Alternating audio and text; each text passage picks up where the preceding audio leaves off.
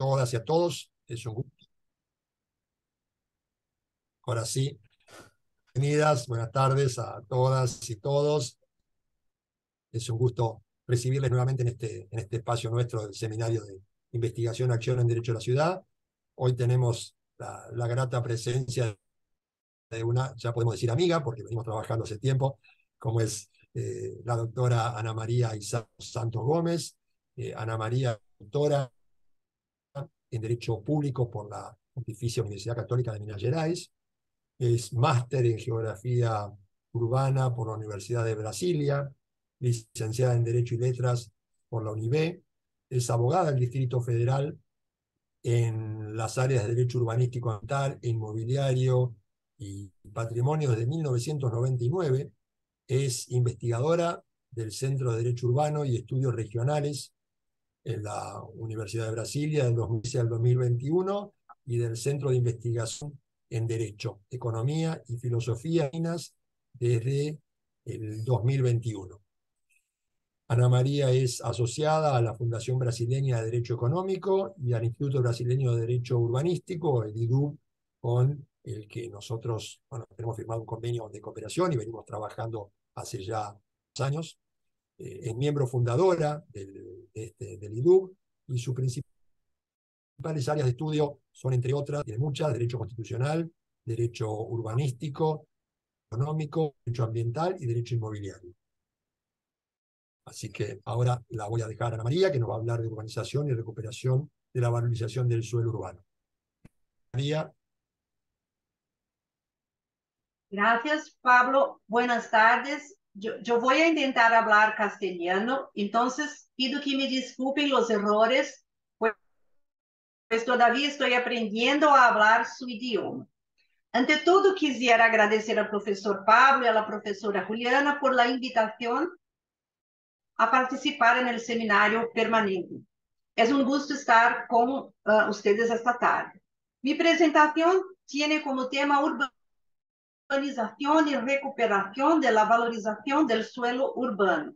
Y mi intento es compartir con ustedes un poco de la experiencia brasileña en este tema. Cuando hablamos de valorización del suelo urbano, nos referimos a un aumento de la renta del suelo, es decir, la cantidad de recursos que una persona puede obtener por simples hecho de poseer la propiedad de un inmueble urbano. Este aumento en la renta del suelo puede deberse a una variedad de factores.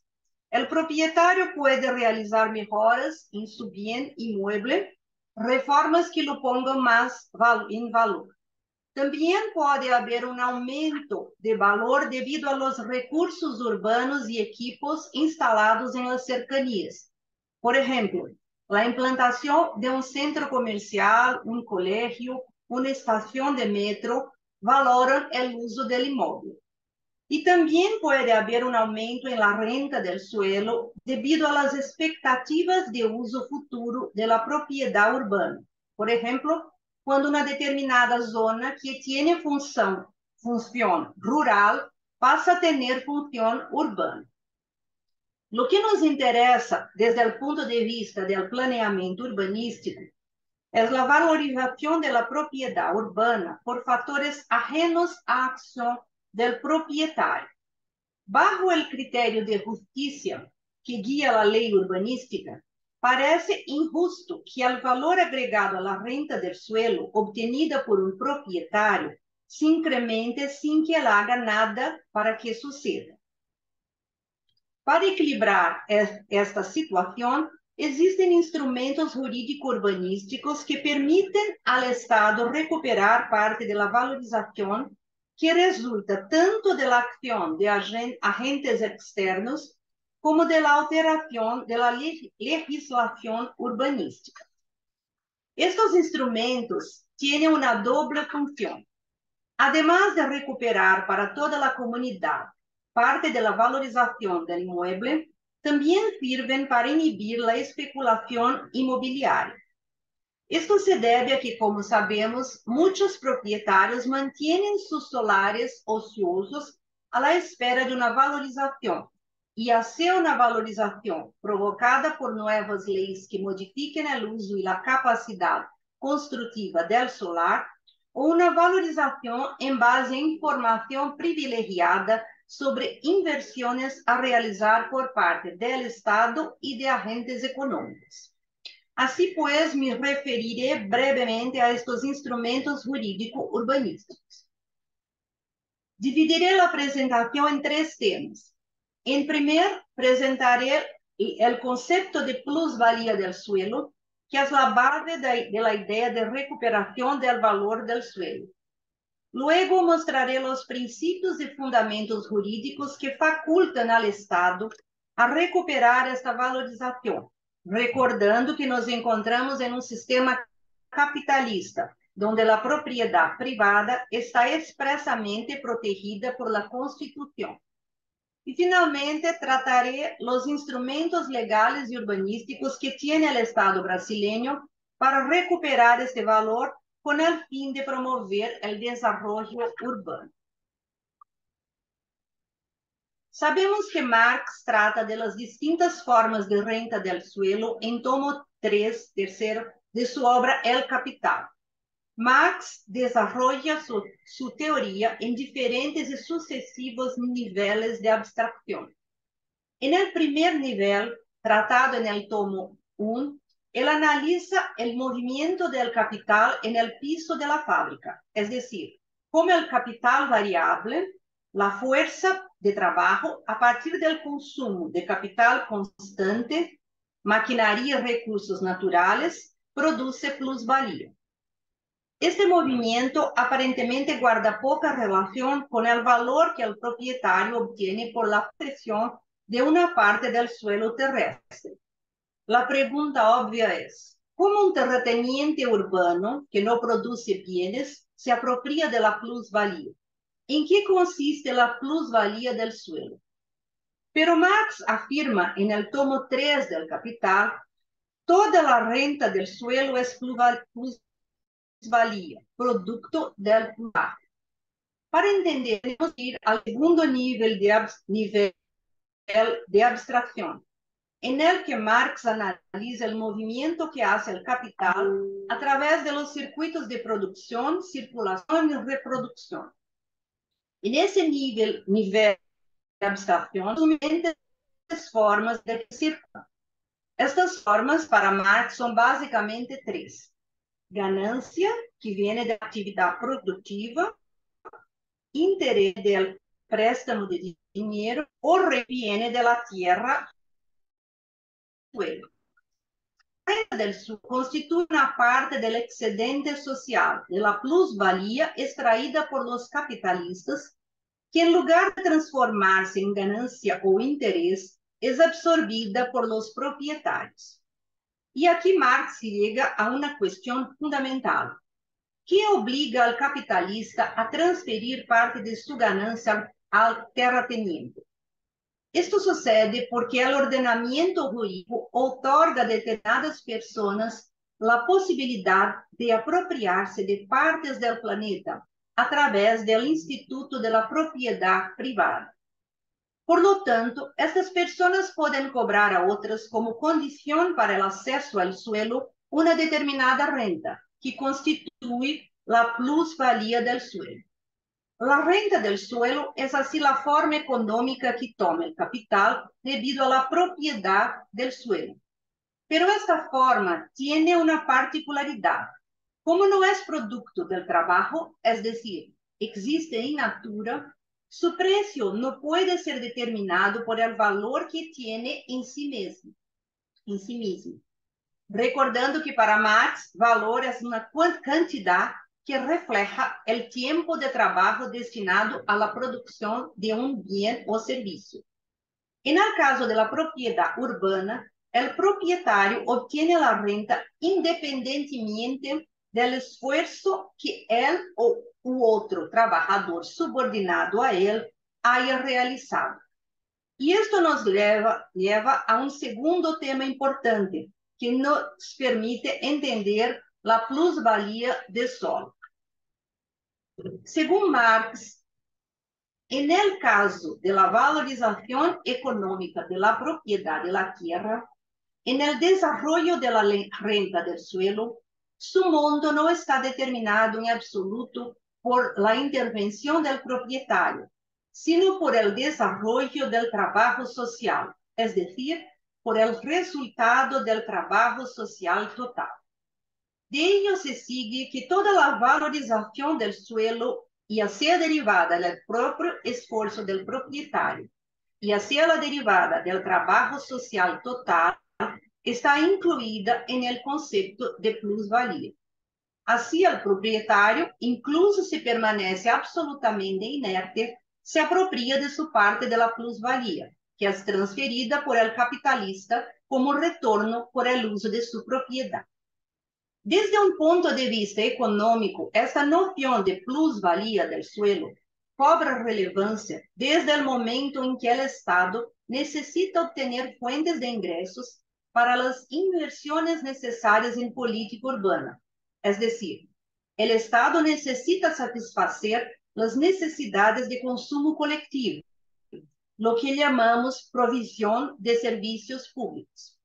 Entonces, esta es la lógica de recuperación de la plusvalía del suelo por parte del Estado. Veamos agora como está regulado por la lei urbanística brasileña. Lógicamente, en el sistema capitalista, no toda la plusvalía del suelo puede ser recuperada por el Estado.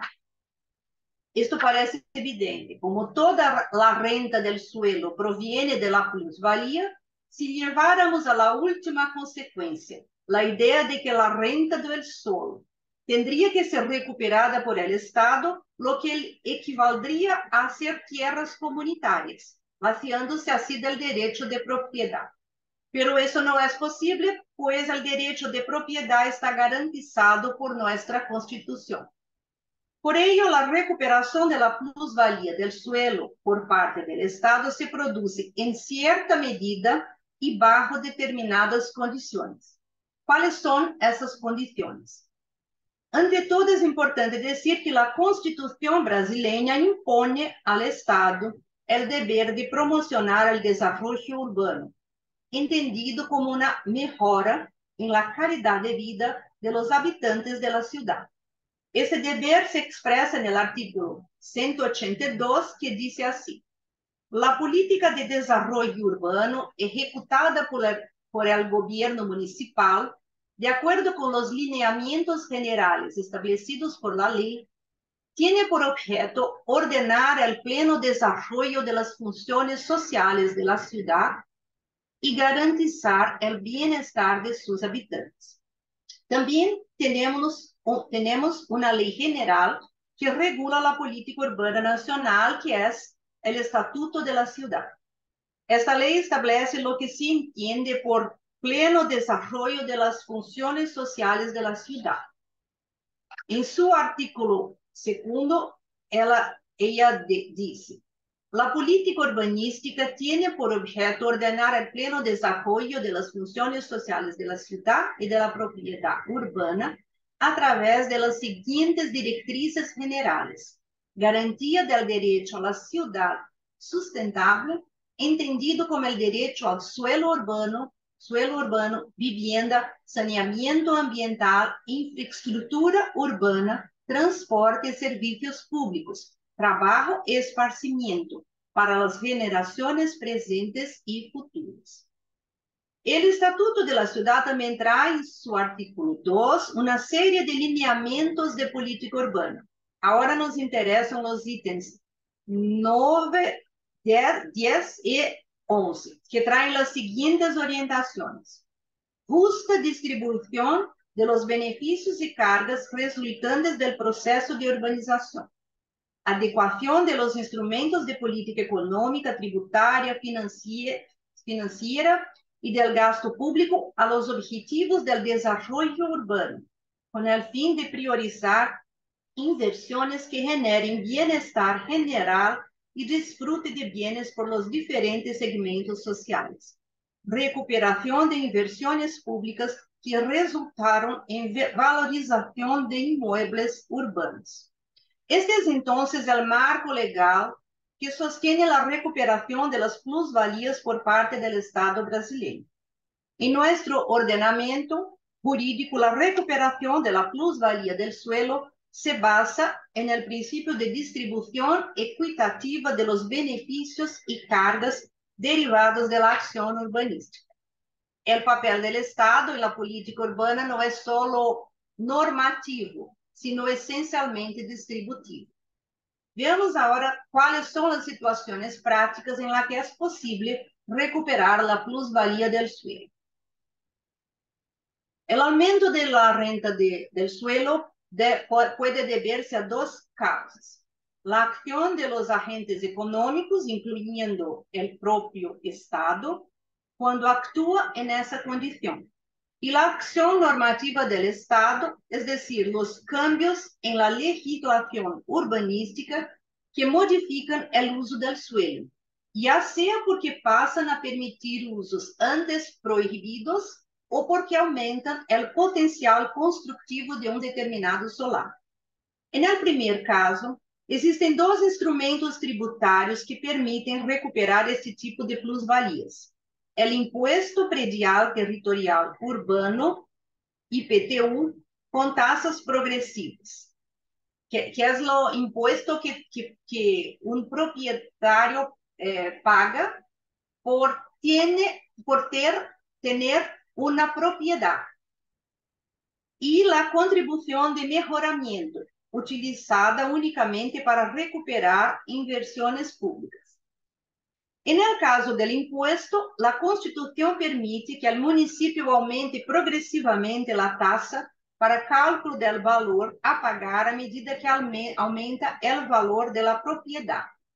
En el caso de la contribución de mejoramiento, el Estado deberá dictar una ley específica que autorice la institución de la contribución para cada obra e incluso demostrar que habrá una valorización del inmueble debido a aquella obra en particular.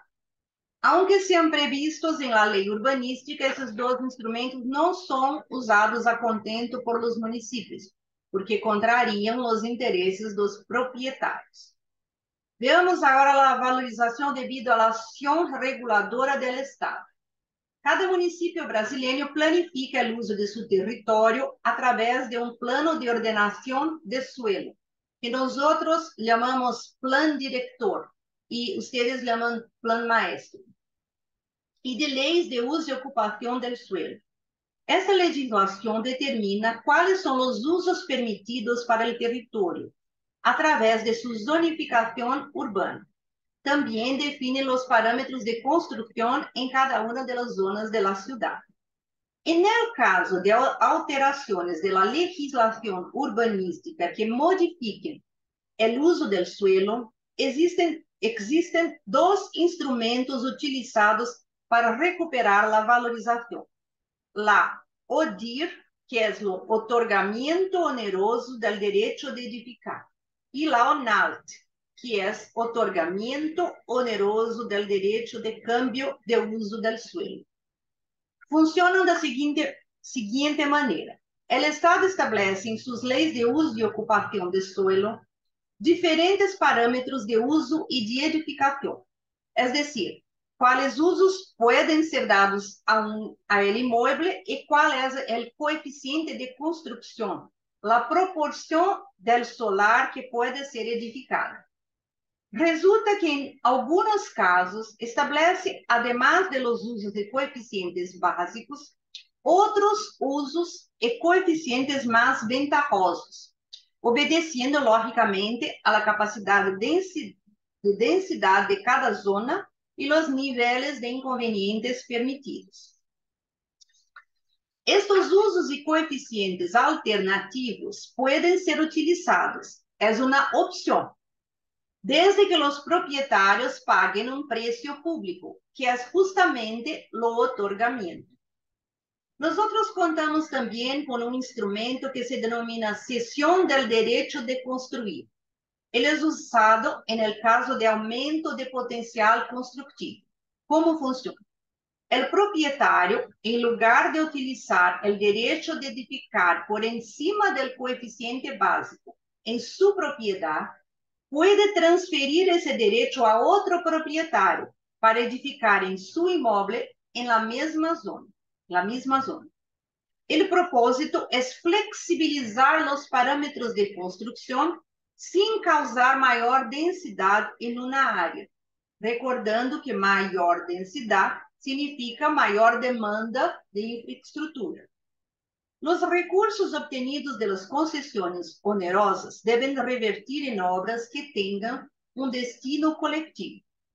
Pero, aun com destino específico estabelecido por la lei, estes instrumentos suelen ser apropiados por los sectores representativos del capital para vacinar su función. Es muy común observar la utilización de los valores cobrados por los otorgamientos en obras que terminan beneficiando a los propietarios de los inmuebles que tuvieron cambiados su uso o su coeficiente de construcción. Por ejemplo, el Estado muchas veces realiza obras de mejora del sistema viario o implanta infraestructura en zonas próximas aquelas em las que se pagou os otorgamentos. En este caso, obviamente, não há função redistributiva en el instrumento. Esto nos lleva a una cuestión importante que es la recuperación de la plusvalía sin función redistributiva. Un instrumento que debe ser tratado por separado es la operación urbana consorciada. Essa operação é uma espécie de associação público-privada muito usada em planeamento urbano em todo o mundo. Aqui vemos o resultado de uma operação urbana consorciada conduzida em Rio de Janeiro, em área onde se localizava o Puerto de Cargas, que hoje se chama Porto Maravilha, e a associação público-privada que remodelou o desenho urbanístico de Puerto Madeira, em Buenos Aires. A operação urbana consorciada é uma mega operação caracterizada por um conjunto de intervenções para transformar o desenho de um determinado espaço urbano. Para isso se combinam inversões públicas e privadas e se utilizam instrumentos de recuperação do valor de uso do suelo, como os otorgamentos e a cessão do direito de edificar. A ideia seria brindar vantagens para todos, Estado e capital privado. Sin embargo, por la forma em que se ha utilizado este instrumento, as vantagens terminam beneficiando unicamente ao sector privado. Uno de los problemas de las operaciones urbanas es que los recursos obtenidos por el Estado deben ser reinvertidos en el área misma de la operación. Ahora bien, como estas operaciones buscan precisamente recalificar áreas urbanas para que sean ocupadas por personas con mayor poder adquisitivo, terminam concentrando inversões do Estado para criar espaços que serão utilizados por um setor privilegiado da sociedade. Por não falar do alto custo social e econômico destas operações. Hoje, as operações urbanas se realizam em áreas elegidas por el mercado. Por lo tanto, é necessário sacar as pessoas que já ocupam essas áreas para que puedan ser explotadas por el capital. Para isso, o Estado promueve expropriações ou simples desalojos, quando os ocupantes não são proprietários de los imóveis. As pessoas de bajos recursos são expulsadas e começam a ocupar zonas cada vez mais alejadas do centro, generalmente sem urbanização. Desta maneira, o Estado necessitará implementar infraestrutura em lugares alejados del centro urbano, lo que genera un gran custo econômico. Outro problema destas operações é que, a causa del rediseño urbanístico, se recalifica a zona e se passam a negociar imóveis por valores muito mais elevados, lo que eleva os preços de las viviendas em geral. En el ámbito de las operaciones urbanas consorciadas, se pueden emitir, en Brasil, certificados de potencial adicional de construcción, los denominados CEPAC, que son títulos de crédito. Los CEPAC representan potencial constructivo no aprovechado por el propietario, vinculado a una operación urbanística consorciada, que puede ser negociado en bolsa de valores. El problema es que al permitir la libre negociación de los CEPAC por parte de los particulares, incluso como instrumento de crédito, se reproduce la lógica especulativa del mercado del suelo. Es decir, el Estado termina alimentando la especulación con expectativas de precios futuros de los certificados. El ejemplo de las operaciones urbanas consorciadas demuestra de manera ótima como un instrumento creado para recuperar el valor del suelo urbano puede revertir en beneficio exclusivo del capital y dar lugar a una mayor especulación en el mercado inmobiliario. En el lado opuesto, existe un instrumento que puede ser muy útil para controlar la especulación inmobiliaria y facilitar la recuperación de plusvalía por parte del Estado, de manera indirecta. Si pensamos que la especulación inmobiliaria es un factor de aumento de la plusvalía de que se apropria el propietario, combatir la especulación implica recuperar la plusvalía que se distribuye entre todos los sectores por los que circula el capital. Cuando el Estado promueve la democratización del acceso al suelo urbano, por lo tanto, está recuperando la plusvalía del propietario y revirtiendo esta plusvalía para el sector de consumo colectivo. Hay que acordarse que en el modelo marxista, la vivienda del trabajador, así como los servicios de salud, educación, seguridad, transportes públicos, son elementos necesarios para la reproducción de la fuerza de trabajo, por lo que forman parte del sector de consumo colectivo.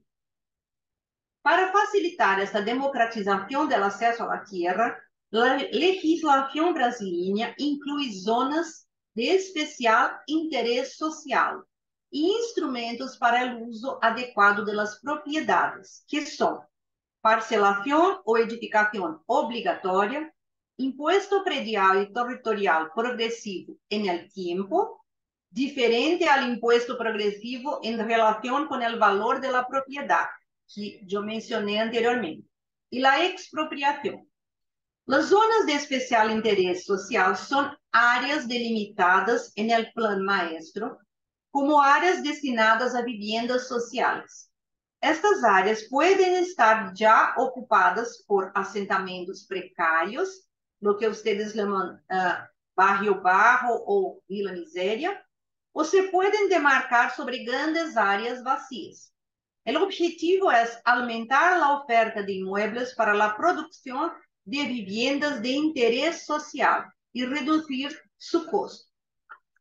Los instrumentos para el uso adecuado del suelo funcionan de la siguiente manera, que es los otros. Se notifica al propietario para que haga un uso adecuado de su propiedad, es decir, se comunica al propietario que él necesita construir en la propiedad si está vacía o ocuparla si está ociosa. Si el propietario no promueve el aprovechamiento adecuado, estará sujeto al cobro del impuesto progresivo, que va aumentando conforme el tiempo pasa.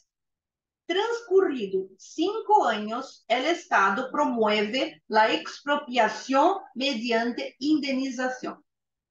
Estos instrumentos son previstos en la Constitución, pero virtualmente no son utilizados en Brasil, porque los gobiernos evitan contrariar los intereses de los propietarios. Podemos perceber, pelo que he dicho até agora, que a utilização da plusvalia do suelo para obter ingressos fiscais por parte do Estado não pode ser um objetivo em si mesmo, sino que debe insertarse en una estrategia más amplia de control de la producción del espacio urbano, que considera una serie de elementos.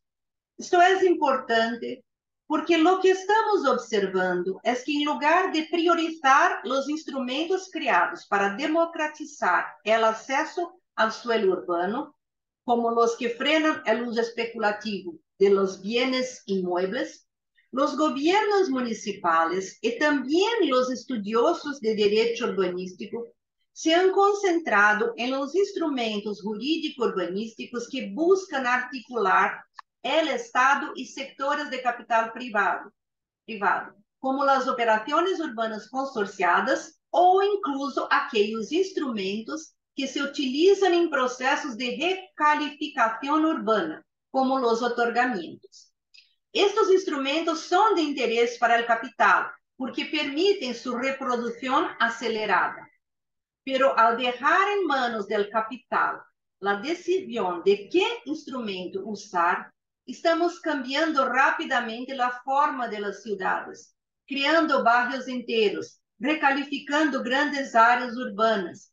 Y este patrón de crecimiento urbano es uno de los responsables de aumentar las desigualdades sociales porque estimula la especulación inmobiliaria. Si pensarmos en el desarrollo urbano desde el punto de vista político-jurídico, concluimos que no solo está relacionado al dinamismo de la economía, pero es determinado por un criterio de justicia social establecido en la Constitución de las Naciones. En nuestro caso, el criterio de justicia se puede extraer de la cláusula de transformación que se encuentra en el artículo 3 de nuestra Constitución y que impone al Estado el deber de promover las transformaciones estructurales necesarias para que logremos un desarrollo nacional justo y solidario, con la erradicación de la pobreza y la marginalización, reduciendo las desigualdades sociales y regionales y promoviendo el bien de todos sin distinción. La transformación de nuestras estructuras sociales no es pues una opción económico-política, sino una imposición constitucional. Para alcanzar esa transformación, necesitamos avanzar en la dirección opuesta a la que seguimos hoy. Valorizar los instrumentos de recuperación del valor del uso del suelo que permitan democratizar el acceso a la tierra, y no aqueles que interessam ao capital imobiliário e financeiro. Muitas graças. Aqui tienes mi e-mail ou correio para eventual contacto e agradeço muito por vuestra atenção. Bueno, muchísimas gracias. Espero que me tenha me hecho compreender. No, la verdad, un aplauso aparte para el uso del español, porque sé la dificultad de hablar en otro idioma y la verdad hablaste más que bien, te diría. Excelente, excelente.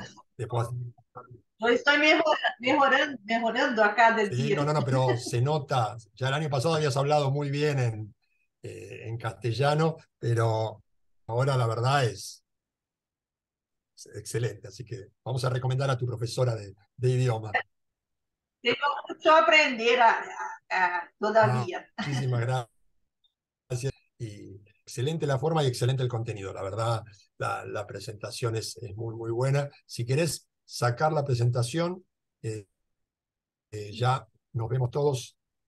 Para a todos. Buenísimo.